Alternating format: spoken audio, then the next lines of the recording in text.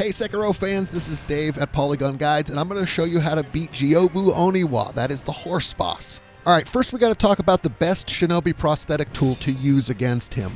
You can get this early, but it's super easy to miss because we totally did. The prosthetic tool you're after is called Robert's Firecracker, and the sculptor turns it into the Shinobi Firecracker. You can't find it though, you have to buy it. So you're looking for the house where you speak to the old woman who gives you the young lord's bell charm. It's about halfway between the Ashina outskirts and the outskirts wall gate path sculptor's idols. It's not far past from where you fought the first general.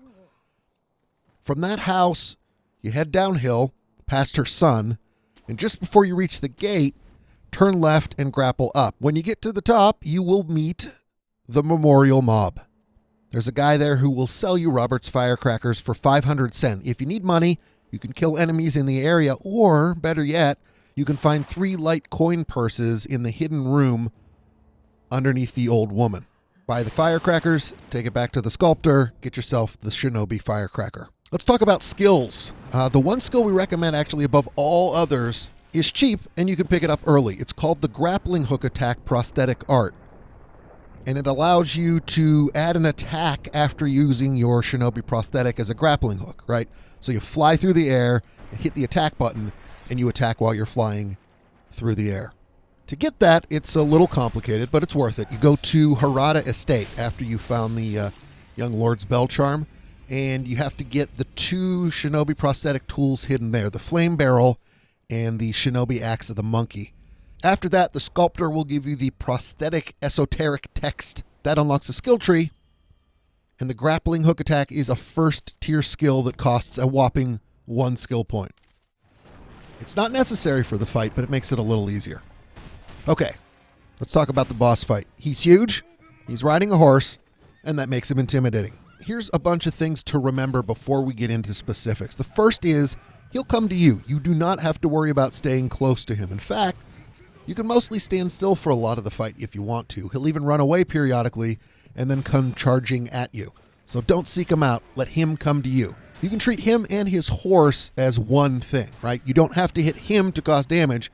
You can hit the horse too. He's got a lot of attacks, but you just have to block constantly. This is a reoccurring theme in our boss guides, but really the worst thing you can do is get hit by a boss because bosses have a lot of attack power, shockingly. Point is, you can block. Boy, if you can at all avoid it, don't go behind the horse, because just like in real life, being directly behind a horse is dangerous. He'll kick you and deal a lot of damage if he catches you back there. All right, let's talk about the first phase.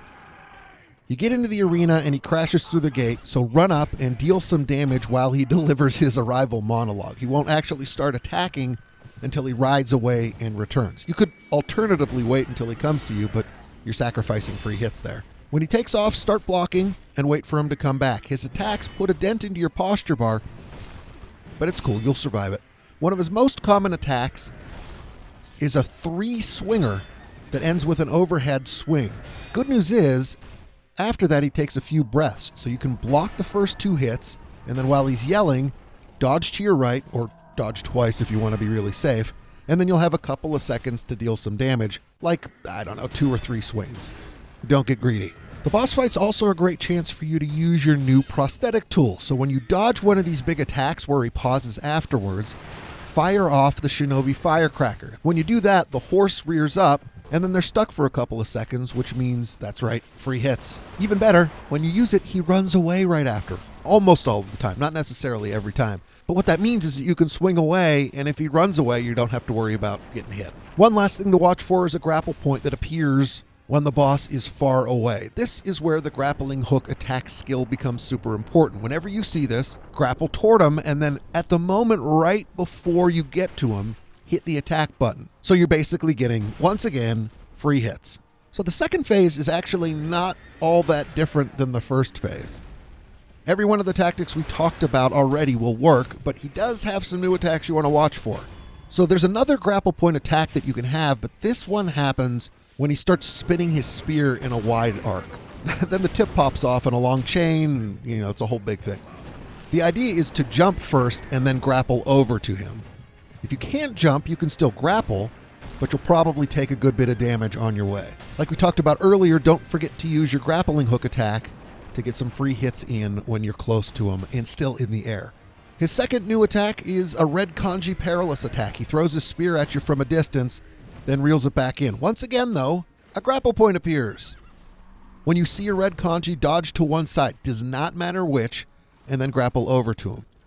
Final attack, he's got a day ruining perilous attack where he drags his spear and attempts to grab you with it. If you get caught, he'll drag you and toss you around, and it'll cost you half of your health bar, if not more. So, if you see him coming at you when he's dragging his spear, just start jumping away. Get out of there. Again, aside from those new twists, the fight remains very similar to the first half. Keep blocking more than you attack and dodging generally to your right. Use your Shinobi Firecracker as much as you can. Grapple and follow those grapples with grappling hook attacks. All right, that is it. Good luck and thanks for watching.